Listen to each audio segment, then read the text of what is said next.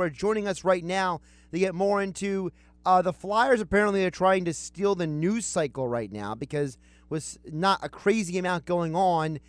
I appreciate hockey trying to fill the void, but it seems like the Flyers are doing it right and hockey is doing it wrong. So get more into that right now. It is Kevin Durso, our Flyers insider, 97.3 ESPN.com, at Kevin_Durso on Twitter for your Flyers and NHL coverage. Kevin, how you doing today? I'm doing well, Josh. How are you? I'm doing pretty good. And you know what? It's nice to see that with all of the rumor mills and all the speculation out there in the city of Philadelphia, at least one GM is doing something. At least one GM is actually making moves and talking to the media. We've heard speculation about the Sixers and Daryl Morey for about a month now. We've heard Dave Dombrowski claims he's going to do something. I haven't seen him do anything yet. And I know the Eagles aren't doing anything because they're cap-strapped. So we have one guy doing something, and boy, he did not take long to make a salary cap move today, did he not? No, not at all. And, the roster freeze ended at 1 o'clock, and I think it was about 1:30 when we got this report that Shayne Gostisbehere was on his way out of town. I got to do something funny for you for a second because I heard the news, got the story out, all that type of stuff, and then remembered, go digging in the closet for a second because this is my wife's. So I had to break it to her. The funny thing is, so when we started dating, it might have been Gostisbehere's rookie season. So I wasn't going to every game yet, things like that. I'm trying to get her into hockey as much as I can. And here's this new guy who just showed up and is tearing it up. He was outstanding. It was so much fun to watch in that first season. So this is the guy that she had gravitated towards when watching the Flyers for the first couple of years. And so I did what I should do and got her a jersey to try to keep her more invested and things like that. And this is, so now it's a relic, but that's okay. Things happen. He did spend 7 years here, and there was a lot of good memories in those early years. I mean, he really was an electrifying player to watch in the early going. But as time went on, I just told Mike yesterday when I was on, I wasn't sure what his fit was with the team moving forward. I thought everybody else that was passed on by Seattle, I can see how they would fit into the roster next season if you ended up keeping them, if Jake Voracek was still here, if James Interimsyk was still here, Justin Braun, Robert Haig. They all kind of have a role. And Shayne Gostisbehere, I just kept going, I don't know. Could he fit on the team? Sure he could. He could be the third pairing defenseman and power play specialist, no question. But from a cap standpoint, I just couldn't figure out how it made a lot of sense. And sure enough, Chuck Fletcher had this move up his sleeve as soon as everything became unfrozen and we were thawing out with roster moves around the league for a little while. Yeah, and you know what? The thing with Gostisbehere is you mentioned how long he's been here. He's been given plenty of opportunities to grow as a player. It just seemed like he just never got past a certain point, and you got to make a decision. You got a number like $4.5 million on the cap, right? And you got to say, is he worth that for this team moving forward? And it was, I understand you had to give up draft picks to unload him in a way, but at the same time, you can't grow as a team if the player that you're depending on isn't growing himself, right?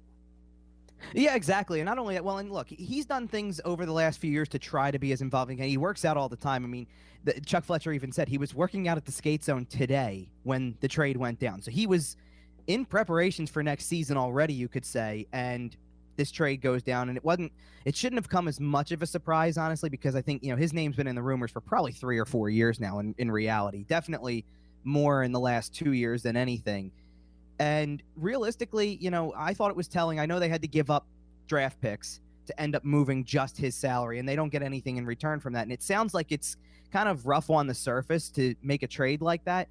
In reality, when Chuck Fletcher comes out and later tells you one team wanted Cam York with him in order to make that trade, he says no. And one team wanted the first-round pick tomorrow night for it to include Shayne Gostisbehere in a deal, and he said no to that too. So instead, you give up a second-round pick next year, and you give up a seventh-round pick next year that wasn't even your pick originally. It was Montreal's, and you got it for Eric Gustafsson earlier this year at the deadline. So, that $4.5 million, especially since Fletcher confirmed nothing's retained, that's going to come in handy down the line, even if it's so much as you've got to sign Carter Hart and Travis Sanheim to deals as restricted free agents, and then you can kind of address what's left. Backup goalie, second pairing defenseman, maybe third line center if you have enough space. I'm sure that in Fletcher's mind there's other maybe hockey trades or hockey moves that you can make where it's money for money and you kind of find a way to balance it out and improve your team along the way. The one thing he did say in his press conference, it was certainly significant enough that you could put it, I probably will later on when I write it up in the headline, is I expect this team to be better by next Wednesday. As in, by the time free agency starts and rolls around and the first day of free agency is over, he thinks he's going to have a better roster in place with what he might have in mind. And certainly, I think there's enough time here, and he's working hard enough, it seems, to try to make that happen. Well, the other thing he said, maybe part of that, Kevin, is the fact that he seems still willing to trade that 13th overall pick. He's not sitting there and be like, all right, I'm not trading this pick. No, he's saying, look, if I can make this team better, I'll trade that pick. And I got to think, if you're another GM in the league, you're looking at the Flyers, if you're not ahead of them in the draft significantly, if you're in that maybe like 8 to 30 range, let's say, just throwing out random numbers, that if Chuck Fletcher is willing to trade a first-round pick in tomorrow's draft, you got to at least pick up the phone and make the call. I'm assuming Fletcher's getting calls because he's now said multiple times, I'm willing to trade this pick, but for the right deal.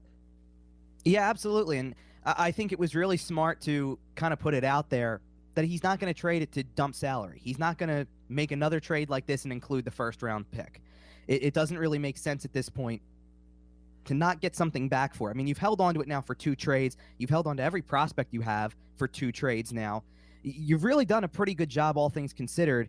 Like, I would call the offseason to this point for people who are kind of looking, going, well, they just made a trade and got nothing back in return. Not necessarily yet. You've got to give it until the end of next week to kind of figure out where this is all going. And there's certainly the next 2 days can provide a lot of action in these next couple of days because of the fact that at the draft, everybody's working at the same time. You don't have these teams where someone might be busier than others at a different time, whatever. They're all involved in the draft process. So when the first round takes place, everybody's involved and the phones are ringing off the hook among GMs because of the fact that they're all gathered in maybe not the exact same place like it typically is, but virtually they're all going to be doing the same thing at the same time. Same thing with Saturday. And that's about, Saturday's portion of the draft, rounds 2 through 7. That's a 5-6 hour process where they're all just sitting down, continuing to think about the next pick they have, maybe move a pick down the line to the following year if you can move up or move back or get something else in return or figure it out however you want to. So those are things where those deals could go down a lot during this time. And I think that teams are very clearly willing to make more trades that might be money for money if it works out. I think that that's going to be the best method for trying to make things happen. And Fletcher's certainly exploring, as he said last week, every avenue they can to get better. Kevin Durso, our Flyers insider for 97.3 ESPN.com, joining us here on the Sports Bash. Josh Hennig filling in for Mike Gill here on 97.3 ESPN FM at Kevin_Durso on Twitter. Now, you mentioned they've made multiple moves now, but they're both involving defensemen. It seems like, though, that Fletcher is not scared of maybe making moves involving the forwards, too, from his press conference today. So talk about what that might involve, what that might include if they do make any moves involving the forwards, because it seems like that is the spot right now with the heaviest glut of players. Yeah, and I wouldn't shy away from the same names we've heard for a while now. I mean, keep Jake Voracek on your radar, keep James Van Riemsdyk on your radar until the end of next week, until you get through this busy point of the offseason before you can really assume that they're still here or they're not here. It's too soon to tell because we just don't know how the action is going to pick up as teams get closer to free agency, get more desperate for either cap space or to try to free up cap space or move some pieces around to try to improve, because it seems like that's the goal for every team in the league. You want to improve, and there's not as many ways to do it this time around because the cap's just not going anywhere. And that's why Fletcher admitted that this is why they made the move. It doesn't just help them with $4.5 million of cap space right now. It helps them with $4.5 million of cap space next year as well. So you open up more than just this year. You kind of create, again, kind of like the Ryan Ellis deal where he came out and said, for 6 years, you know what you're paying this guy and you know what the cap hit is. Well, now for the next 2 years, they know they've got Shayne Gostisbehere's cap hit off the books and can kind of address whatever needs they want to. And he mentioned all 3 positions. They're going to need a backup goalie. I don't know if it'll be Brian Elliott at this point. It doesn't sound like it. So I assume that there's going to be a free agent out there that they will target. Defensively, they'd love to add somebody else to play on the second pair. It might have to be, given your cap situation, it might have to be kind of one of these low-risk, high-reward type of deals to try to just get somebody new, maybe another veteran in here. And forward-wise, there's a lot of avenues that they could take at this point. Don't rule out something as big as maybe potentially they've been linked to Sam Reinhart from Buffalo lately. Don't rule out something like that, but also don't rule out it being something on the simpler end where it's more of a bottom 6 move to just try to fill out some depth and give yourself a little bit more balance, whether it's down the middle, on the wing, whatever, to create a more well-rounded roster going into next season. I have to say, though, Kevin, I think part of the intrigue right now with the Flyers is directly connected to what happened last night as well, because it feels like the Kraken went the complete opposite direction of what a lot of people expected. And frankly, I'm watching it and I had to look up some of those guys' names. Like, I'm not the hockey diehard, but I feel like I know enough hockey to, that I can have a conversation with a guy like you. You know what I mean? I could talk with bros. I could talk with you guys in your Open Ice Hits podcast, right? And it's like, and I'm watching this, I'm like, who are some of these guys? And it's like, what is going on here? And they took like, 3 goaltenders last night? And, I mean, let's put aside the fact that the whole broadcast was kind of a disaster, right? But at the end of the day, like, I feel like the Kraken just threw the entire league on top of its head because they didn't take half the guys people thought they would. It seems like the Flyers are sitting there like, well, we were hoping you'd take the bait. You took none of the bait. And I just keep checking the wire. I've seen no Kraken trades this afternoon at all, Kevin. Well, there's one. Tyler Pitlick's not a member of the Kraken anymore. He went to Calgary for I think a 4th-round pick. Did that just happen? That happened within the last 2 hours, I would say, within the last hour and a half, 2 hours. But regardless, that's the only one. That's about it. And we were told at 1 o'clock there would be maybe 4 or 5 side deals potentially out there or whatever, or deals that happened after the selections were made. That's how they're describing it. There's been nothing. There's been one trade. And I'm with you. This roster does not, everybody kind of talked about how this could be a playoff team right off the bat. And we looked at the names available and we thought this is going to be a team that could really put together a good roster. And there were options, certainly, and not just with a guy like Carey Price, who was exposed by Montreal out there, but Gabe Landeskog, Matt Duchene, Ryan Johansson from Nashville, Vladimir Tarasenko, we obviously had talked about earlier in the week. These are guys who can create an identity right away. I mean, you want to sell jerseys, you want to get people in the seats, have them on your roster, and you'll get people out there real quick. I don't know. I looked at this and I went, defensively, they look okay. Mark Giordano's a great pick. Vince Dunn could be really effective for them. The signings that they made with Adam Larson and Jamie Alexiak, that forms out a really good top 4, honestly. I think they've got a good foundation there. Their goalies are too unproven for my liking. I just don't know if they've got great starter quality. They probably have good starter quality. That really doesn't get it done for me, though, when we talk playoffs.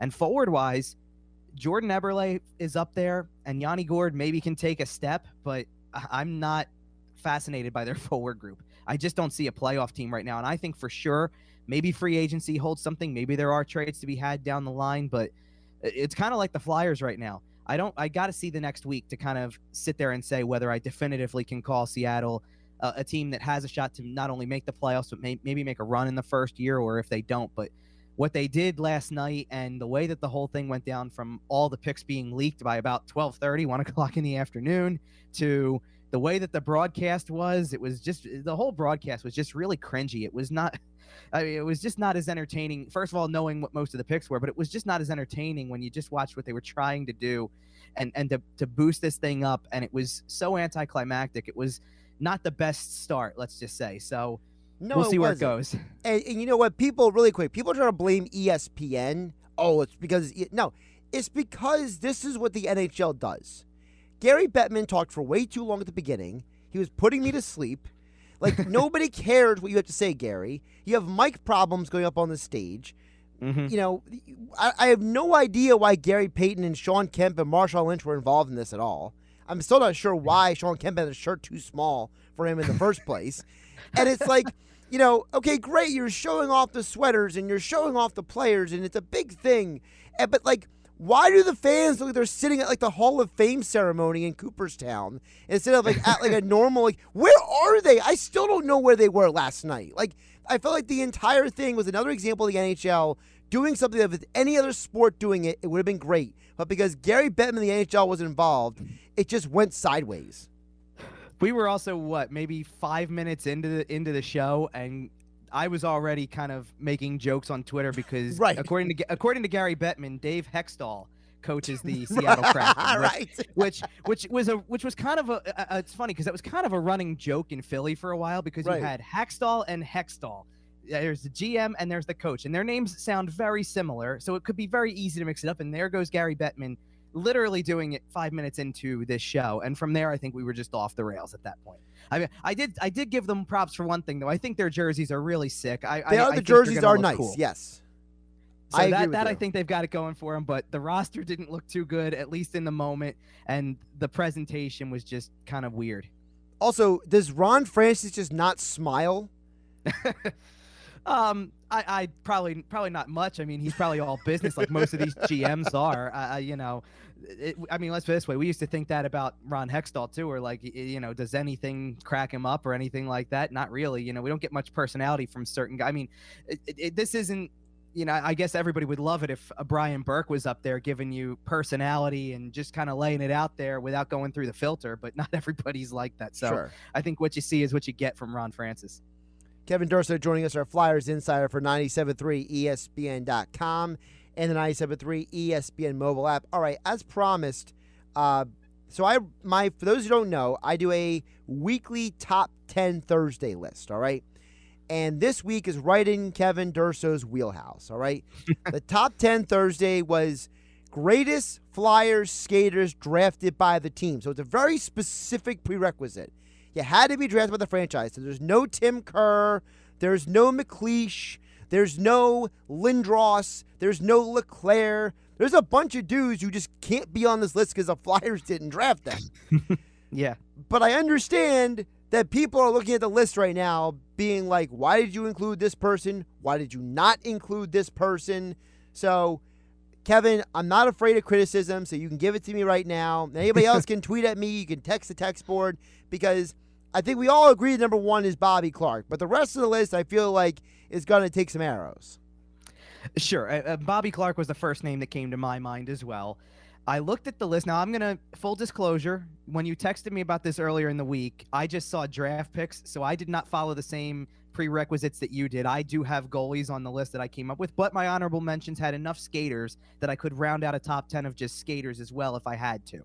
Okay. So I'm in a position to do 10 skaters, but I did include, in my top 10 of draft picks, I had 3 goalies on the list. Okay, well, I would have had, so what, you would have had Hextall, right? Yep. Now, does Perrant count as a draft pick? Because he was an expansion draft pick. No, so I did not count the expansion picks. I also kind of, to go along, because I'll kind of give full disclosure, because I was going to not look at the list, but I couldn't help it. I looked at your list because you had sent it over and you told me it was up. So I'm like, okay, I'm going to do this. And we actually have, I believe we have 6 matching names on the list. Now, I also had 3 goalies. So that basically left me with 1 option that I had that you didn't on there. Okay. On top of that, the thing that I did and there's 2 names that apply on your list that I would not have included, because I kind of looked at their longevity with the Flyers more. So if they had great success as a player, right, possibly Hall of Fame credentials, but they did it elsewhere, I kind of left them out of the list. Right, so you didn't have Forsberg on your list then? No, I did not. And I also did not have Patrick Sharp on the list, even as Flyers draft picks, because their success came elsewhere. And but I understand that. Yeah. So the other 2 goalies, I'll give that one first. And the other 2 goalies were Pelle Lindbergh and Brian Boucher. Okay. I don't know if Boucher should be. I love Boucher, but I mean, does he really deserve a top ranking as one of the greatest Flyers draft picks? I'm looking at my list because I wrote down some numbers too to back it all up, as you would have expected, I'm sure. So in Pelle Lindbergh's case, Pelle Lindbergh is 10th all time in Flyers history in games played, and then 7th in wins, tied for 10th in shutouts. Boucher's actually 6th all time in games played, 10th all time in wins, 10th in goals against average, 9th in shutouts. So he really played here for longer than I think people think.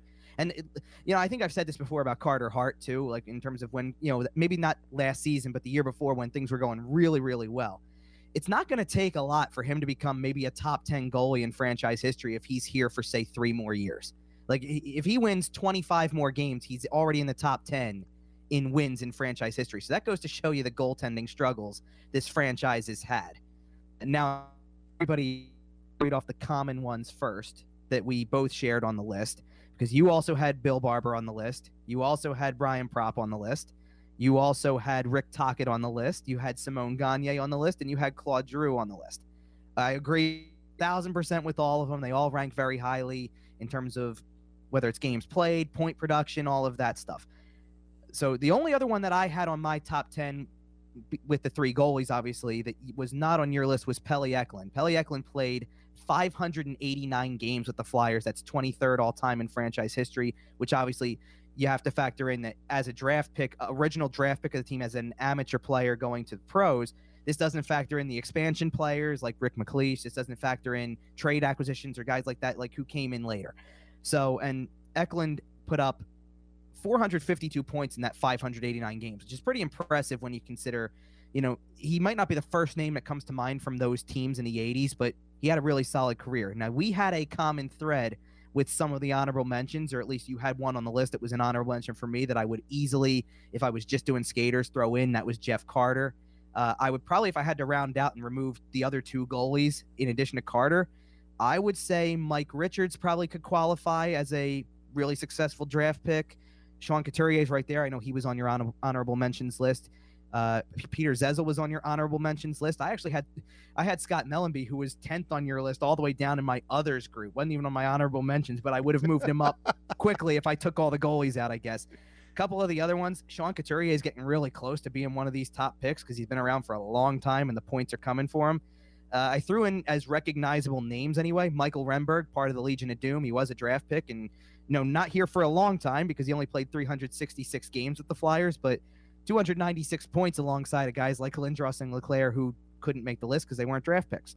And then finally, maybe not the obvious name that comes to mind, but I put Chris Therien down because while not the most productive defenseman in terms of points and things like that, he's 5th all time in games played in Flyers history. So when you're talking about longevity, I think that applies.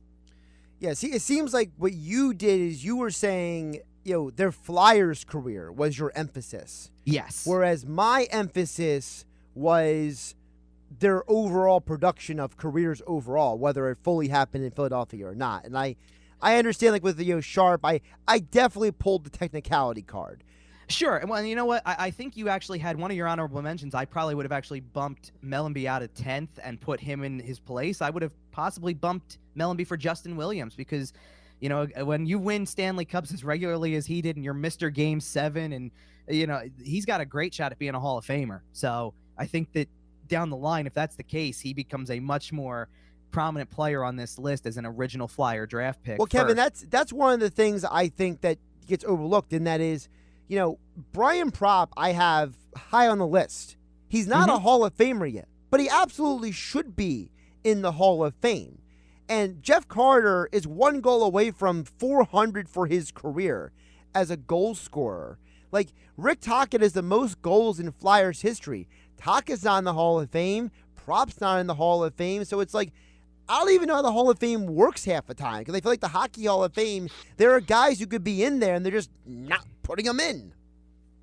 Yeah, it's interesting. And I know that this is a thing, too, because I believe this is a thing with Billy Schweim in the locker room, too. He's made the case for Brian Propp to be a Hall of Famer, and I agree with it. First of all, Brian Propp's one of the few guys in league history who passes the threshold of that 1,000-point in your career mark. He has over 1,000 points, just barely, but he got there. And if you're part of that club, it's an exclusive club. I think you should be in. And I mean, his Flyers rankings speak for themselves because he's top 5 in just about every category. He's 4th in games played, 2nd in goals, 3rd in assists, 4th in points. And it's funny because we'll put Claude Giroux on this list, obviously, and we said for obvious reasons, Claude Giroux is passing Brian Propp in a lot of these categories. The only thing Claude Giroux doesn't do as well as Brian Propp did is score goals. But from an assist standpoint, but here's my problem, Kevin. I feel like he's a stat compiler, okay?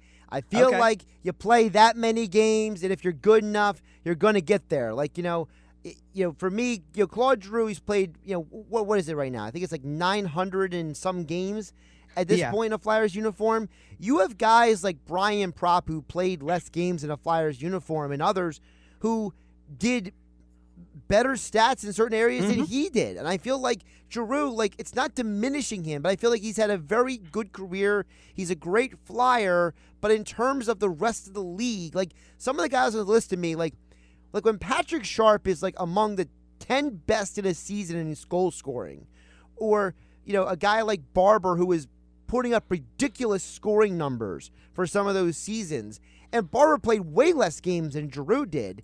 And then be like, well, Giroux's top 10 in all these categories. I'm like, but would he be top 10 if he didn't play 900 games? Well, that's fair to ask, and certainly the success of these teams goes into it as well. I mean, when you're not making the playoffs in half of your seasons as a captain, I don't know if the Flyers missed the playoffs when Brian Propp was playing because of the fact that for the years of his career, they were just going on runs. They made the Stanley Cup final, I think, with Propp 3 times, 80, 85, and 87. So he's a key part of that. And when you make 3, I mean, they didn't win, obviously, but you make 3 runs at it, you're doing something right, obviously. So I don't think it's definitely debatable where you rank them in terms of that. I think Giroux is a top 10 Flyer all time, but you could rank them in a bunch of areas. No one's surpassing Bobby Clark at the top. Right. No one's asking you to say Bill Barber's not among the greatest. I mean, they're in the rafters for a reason. They're the top numbers for a reason. And certainly we bypass a lot of different names that have become, like we said, you don't put Eric Lindros on this list. You don't put Mark Howe on this list because they weren't drafted by the Flyers. So there's great players that the Flyers had to acquire just as much as anything. So yeah, I kind of took it from the very specific, what have they done for the Flyers more than anything else. But nonetheless, it's a great topic. It's taken me back to last year when we were trying to figure out, first of all, when I was trying to figure out what to write when there was no games on, and then 2, when pretty much every day I looked forward to the MGPT top 5 lists. It was fun, and this felt like putting together another list. So I was more than up for the task of trying to look some stuff up and come up with the list of top 10 Flyer draft picks or Flyer skater picks, or however we want to look at it. It was fun regardless. All right, so if you had to give me a grade, what would you give me on this list? Well, you got off to a great start by having 6 of the 10 that I would have had anyway, and then I threw goalies in, so I kind of messed that up. So I really had a 7th lined up anyway. I honestly, you know what? I give you also a lot of credit for putting Mellanby in there, because I bumped Mellanby down to the others just because I'm looking at other names going, I don't know, maybe not that guy, maybe a guy can surpass him down the line or whatever. So I didn't think you would be thinking on the same page as me by even mentioning Scott Mellanby, let alone having him in the top 10. So I would say that this is a solid A minus A kind of wow range. It's a good list. All right. It's a really good list. I mean, you were right there with me on a lot of these picks. I mean, on the honorable mentions are right there. And you know what? If I had to go off of like you said, your parameters were more overall career. Well, then obviously, like for me, the first name that comes to mind when you go who had a great career that didn't do it majority with the Flyers, Peter Forsberg comes to mind right away, and I would easily say that. But I was thinking more strictly from Flyers success. But so in that regard, I think that those were all outstanding picks, and you had it down to the honorable mentions. There was a lot of really good honorable mentions there as well. Well, folks, you can check out the full list right now on 97.3ESPN.com. If Kevin Durso says they did a good job, I definitely didn't mess up too much then. So, for sure. And here's the thing with Forsberg, really quick before I let you go, Kevin. Sure. You don't have Lindros without Forsberg. So, right. that's there's a part of Flyers history that, whether Forsberg is a great quote-unquote Flyer or not, was a key piece of that trade, because there's no way that trade is made if Forsberg isn't included. If you look at history, like they had the documentary on I want to call it Comcast Sportsnet, NBC Sports Philadelphia, about how they wanted Forsberg. So that deal got done because he was in that trade. So you don't have the Lindros era. You don't have all that stuff happen if Forsberg isn't drafted by the Flyers, isn't part of that trade. And then Forsberg comes back in 100 games and is still a star in this league. So to me, I could not put him on the list. Yeah, and not only that, but I mean, the story of how that trade comes together, the fact that the Rangers were involved for a little while in that too, that both teams had a deal, and then they had to go to an arbitrator to find out who got Lindros in the first place, and then all the players that either went from Quebec when they moved to Colorado or as part of this deal, and all that stuff that turned into the Colorado Avalanche that won 2 Stanley Cups down the line, and also pieces from that deal that later on became pieces of the 2001 Colorado Avalanche that was almost a super team back then. But all of that comes into play, and it was a shame. The first few months that Peter Forsberg was a Flyer post lockout were outstanding. He still had it. You had to go see it, and then the injuries crept up on him. It's funny too that we're talking about Peter Forsberg like this. His birthday was yesterday, I think. Was it really? Yes, I believe they said it was his 48th birthday yesterday. And wow. Believe it or not, there's a funny video on YouTube too. There's videos of these when players go undercover for things like that. There's a video of Peter Forsberg going undercover in a Swedish men's league. What? And starts off playing awful, like he doesn't even know the game, and then just turns it on, and he still looks good skating. He just looks outstanding. And I don't know how long ago that would have been, probably 4 or 5 years ago. But if that's the case, and he was 44, 45 years old and skating around like that, he looked pretty good.